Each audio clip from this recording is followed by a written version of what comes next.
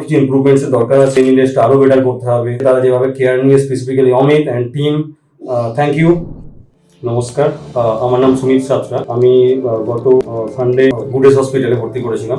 তো বেসিক্যালি বাবার যে প্রবলেমটা হঠাৎ করে দেখা যায় যে থাকতে থাকতে কিছু পটি হয়েছিল, তারপরে সুস্থ ছিল, হঠাৎ করে দেখা যায় যে একটু শ্বাসকষ্ট হয়, দাঁড়াতে পারছে না, ব্যালেন্স প্রবলেম হতে শুরু করলো। তো আমরা একটু কনফিউজ হয়ে গেছিলাম যে এক্স্যাক্টলি এরকম হলো কেন।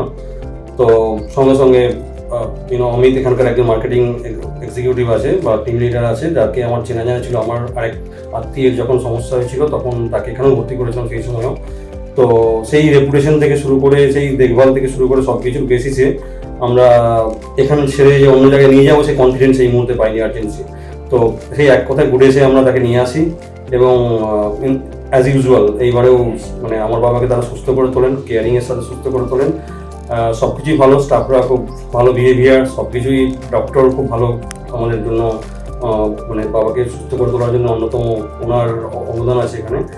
আর আরেকটা যে কথা বলবো যে হ্যাঁ, সব কিছুই ভালো আছে, বাট আরও কিছু ইমপ্রুভমেন্টসের দরকার আছে অ্যান্ড ক্লিনলিনেসটা আরও বেটার করতে হবে। তো সব জায়গাতেই সেটা সবসময় সেটা থাকে।